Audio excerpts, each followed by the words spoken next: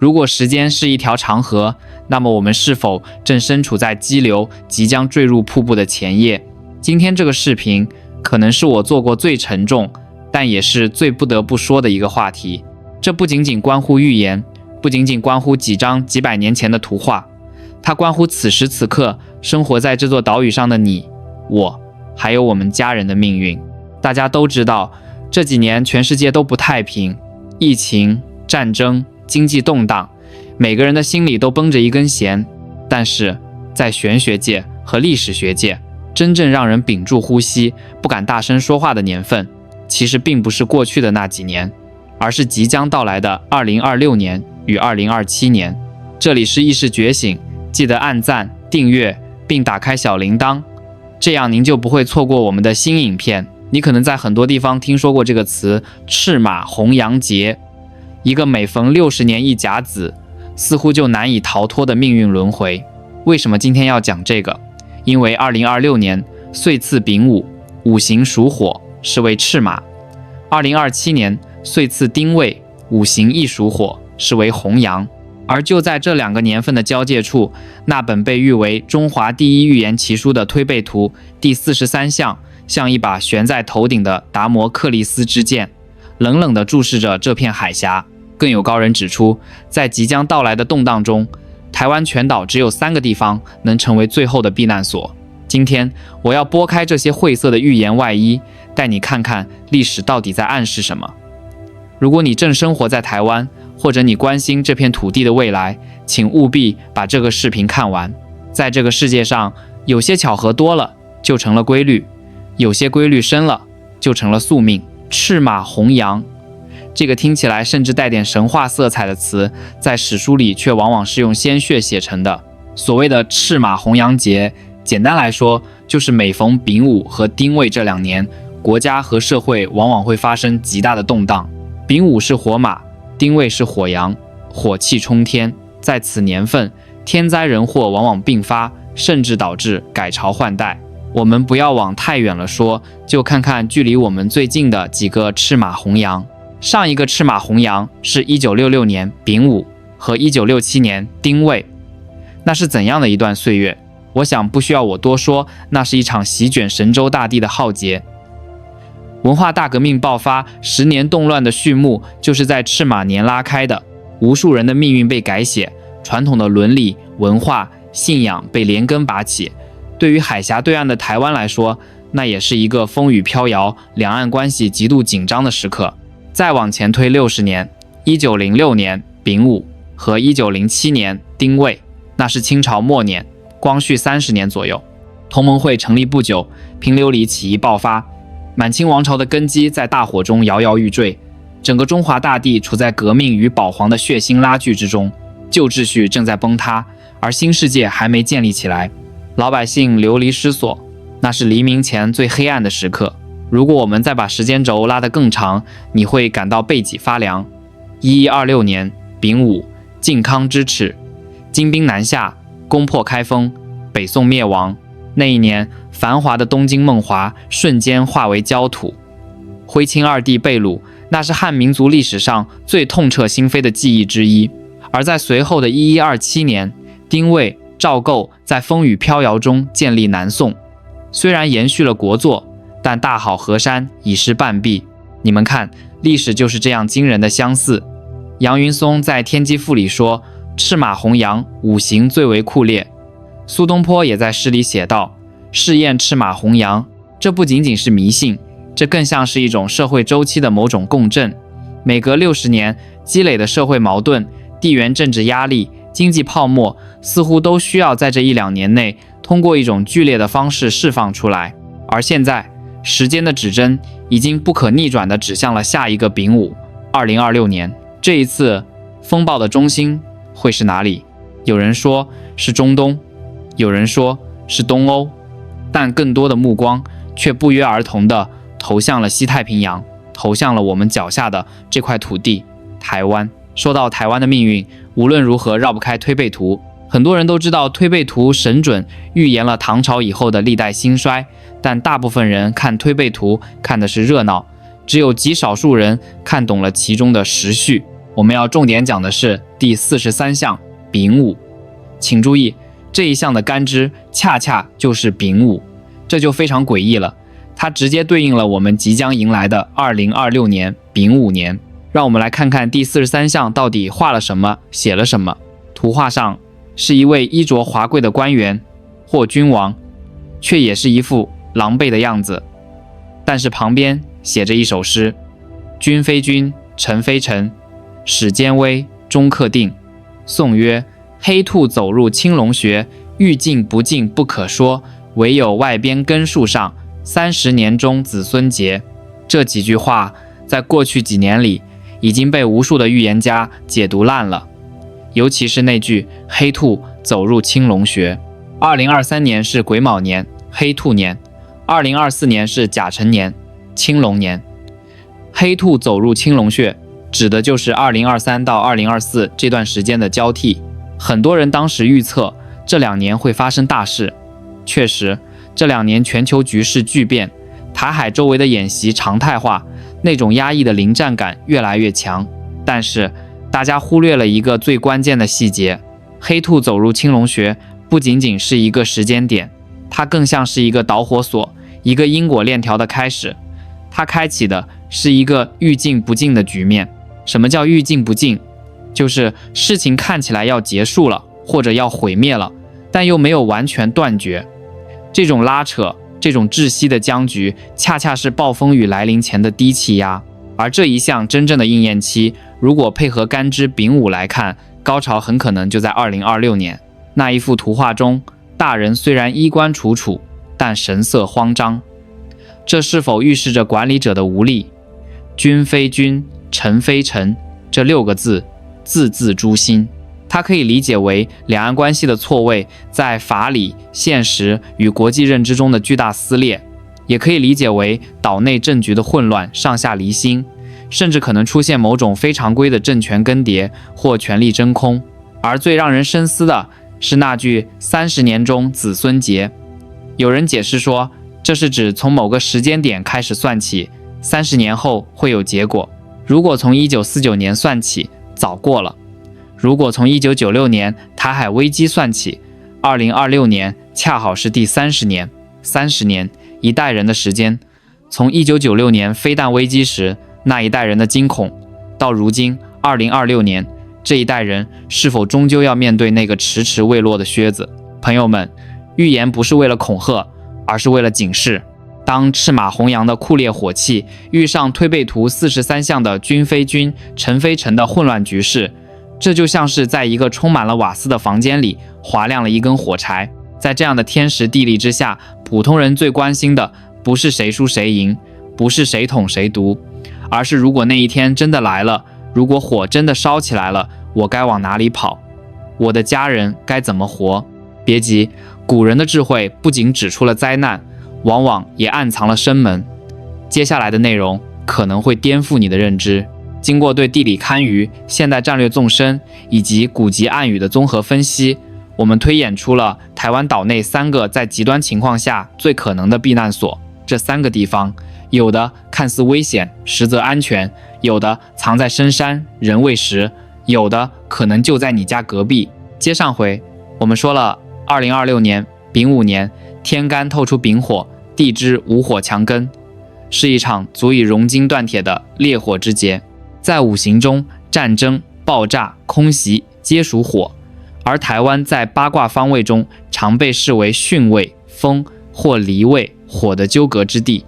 当流年的大火遇上地缘的风，封住火势，这便是赤马红羊最让人揪心的地方。很多人问，一旦那天真的来了，我是不是该往国外跑？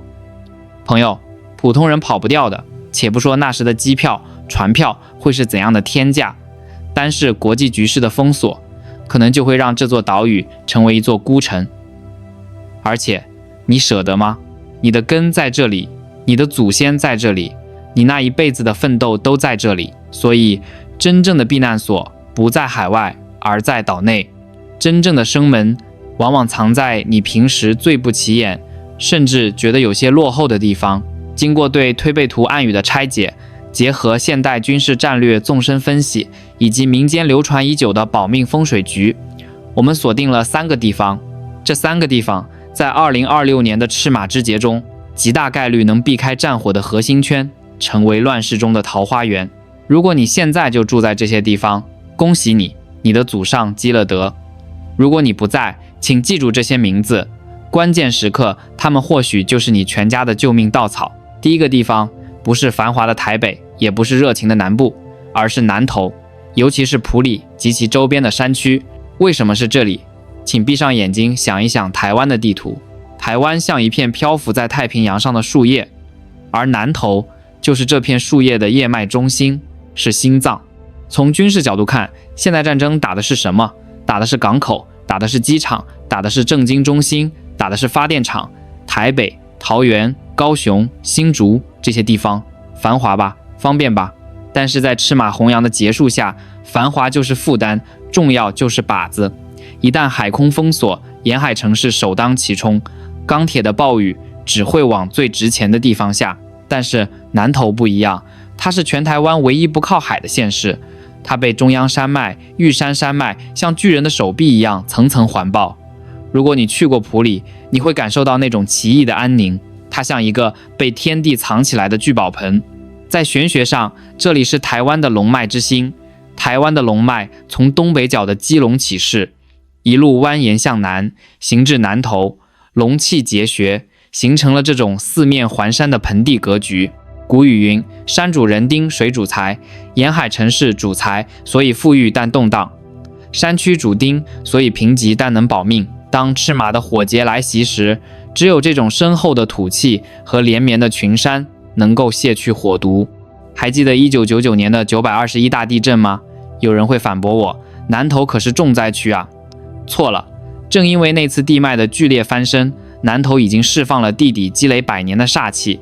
这就好比一个人发了一场高烧，毒素排尽了，身体反而产生了一种抗体。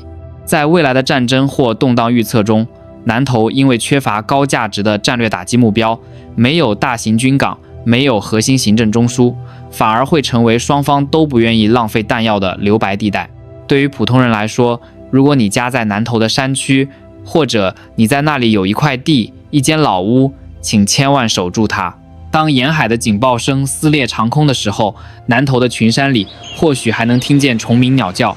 那里的水是干净的，土能种出粮食，山能挡住辐射和流弹。那里是台湾的心脏，只要心脏还在跳动，这座岛屿就有重生的希望。所以第一个避难所是归隐山林，藏于龙心。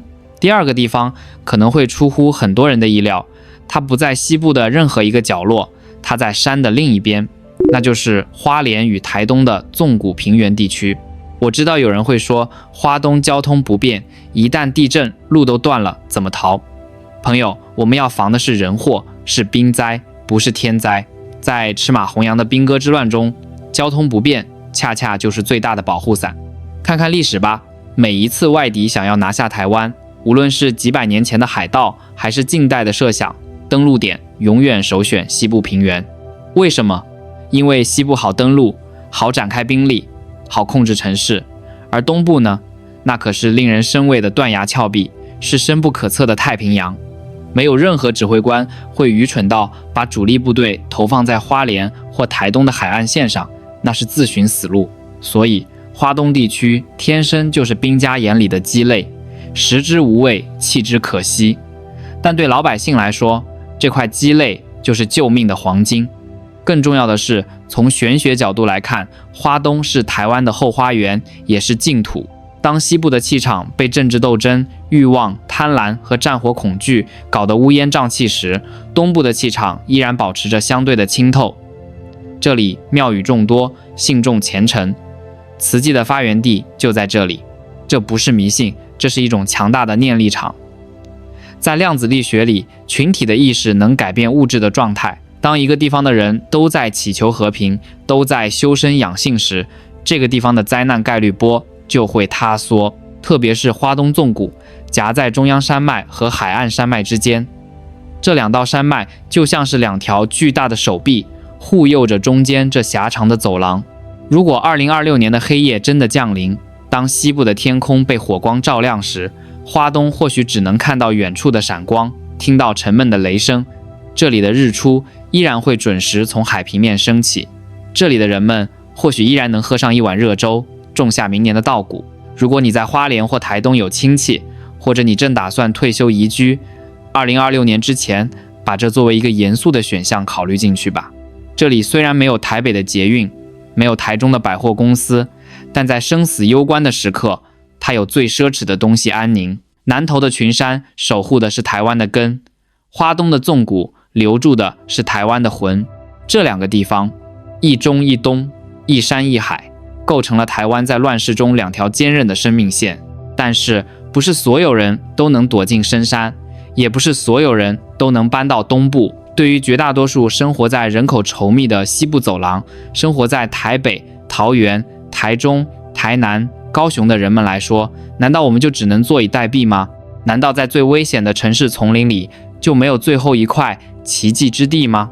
答案是有的。第三个避难所，它非常特殊，它不在深山老林，它甚至可能就在最繁华的区域附近，但它却拥有一种极为特殊的神圣契约，让战火不敢轻易触碰。推背图第43项的最后一句，30年中子孙结，秘密其实就藏在这个地方。这不仅是一个地理位置，更是一个关乎台湾历史血脉的惊天秘密。如果不说出来，可能99%的人每天路过它，却不知道它就是那个能在关键时刻救你一命的诺亚方舟。我将为你揭晓这最后一个，也是最不可思议的避难所。同时，我会告诉你，作为一个普通人，在2026年来临前，我们在家里必须要准备好的救命三宝。这3样东西不是水，不是干粮，而是能帮你挡煞、安神、指路的法宝。请务必关注、转发给你的亲朋好友。我们讲了藏于深山的南投，讲了背靠神佛的花东，但对于生活在大台北地区这个全台湾人口最稠密、看似最危险的核心地带的人来说，难道真的无处可逃吗？并不是。就在台北市的边缘有一个地方，它既不是防空洞，也不是军事堡垒，但它却拥有两岸之间一个不能说的秘密契约。这个地方就是外双溪。故宫博物院周边区域为什么是这里？这背后涉及到一个极其深刻的文化与政治逻辑。不论局势如何崩坏，不论是赤马还是红羊，有些底线是中华文化圈里任何一个掌权者都不敢触碰的。台北故宫里藏着什么？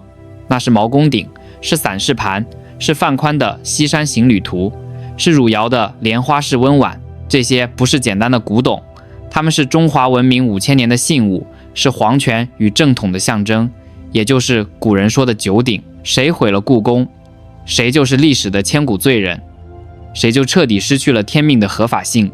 在1949年的战火中，这些箱子能毫发无损地渡海而来，本身就是一个神迹。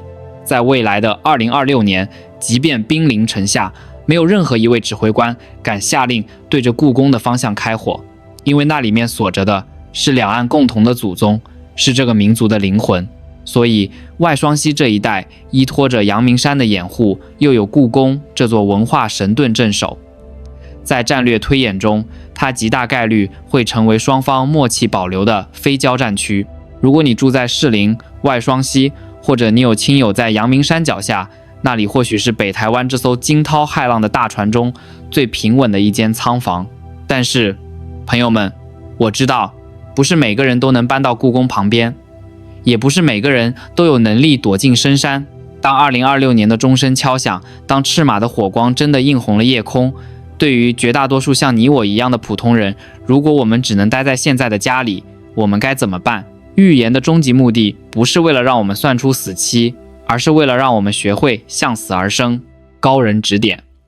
除了地理上的避难所，每个人在2026年必须要在自己的家里准备好救命三宝。第一宝是硬通货的底气，黄金与白银。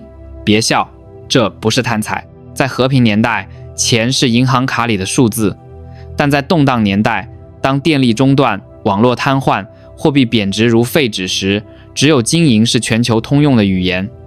你不需要很多，哪怕只是几根小金条、几十枚银币，到了关键时刻，它们能换来一袋救命的米、一张逃生的船票，或者一条通行的路。这是你在这个物质世界里为家人筑起的最后一道经济防线。